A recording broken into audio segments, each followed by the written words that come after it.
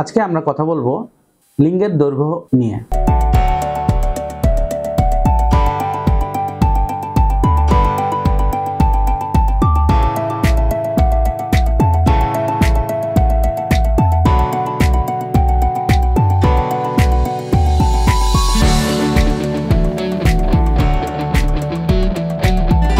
আসসালামু আলাইকুম, আমি ডাক্তার মোহাম্মদ আলমগীর রেজা।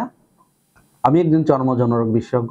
আমি কাজ করি রাজশাহী মেডিকেল কলেজ হাসপাতালে এবং doctor Alamgir Reza skin and sex research সেন্টারে, যেটা আমার নিজস্ব সেন্টার। আজকে আমরা কথা বলবো লিঙ্গের দৈর্ঘ্য নিয়ে। তো প্রথম কথা হলো, লিঙ্গের দৈর্ঘ্য কতটুকু হওয়া উচিত। খুব মনোযোগ দিয়ে শুনবেন। নিষ্ক্রিয় অবস্থায় 2.5 থেকে 3 ইঞ্চি, আর উত্তেজিত অবস্থায় 3 থেকে 3.5 ইঞ্চি বা 4 ইঞ্চি। একটা জিনিস মনে রাখবেন, মানুষের নিজের দৈর্ঘ্যের সাথে লিঙ্গের দৈর্ঘ্য সম্পর্কিত। অনেকে আমাদেরকে জিজ্ঞেস করেন, ডাক্তার সাহেব আমার লিঙ্গ তো ছোট হয়ে গেছে। তখন আমি তাদেরকে বলি, আচ্ছা 20 বছর আগে আপনার হাত যত বড় ছিল এখনো কি তত বড় আছে? বলে হ্যাঁ আছে। আমি তো দেখছি এটা ছোট হয়ে গেছে। উনি বলেন না, এটা তো ছোট হতে পারে না। তাহলে লিঙ্গ কিভাবে ছোট হয়? প্রত্যেকটা জিনিসই একই রকম থাকে, এটা ছোট হয় না। এখানে যেটা হয় সেটা হচ্ছে, উনি মানসিকভাবে ভয় পান। অনেকে ভাবে যে হস্তমৈথুনের কারণে আমার লিঙ্গ ছোট হয়ে গেছে। হস্তমৈথুনের কারণে লিঙ্গ ছোট হয়ে যায় না। এটি একটি চরমতম ভুল ধারণা। এখন প্রশ্ন হলো, লিঙ্গ বড় বা ছোটর সাথে শারীরিক সম্পর্কের কোনো যোগসূত্র আছে কিনা।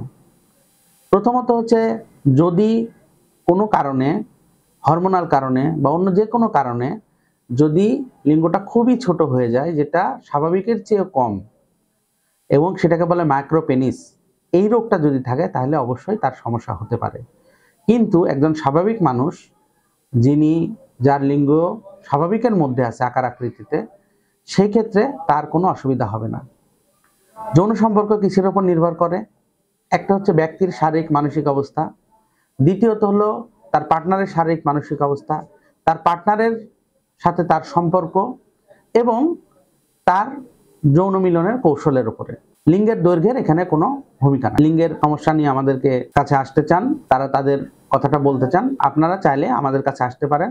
আমরা আপনাকে আপনার সঠিক সমাধান বলে দিতে পারবো বলে বিশ্বাস করি। তো আজকে এই পর্যন্তই। ধন্যবাদ সবাইকে। সালামু আলাইকুম।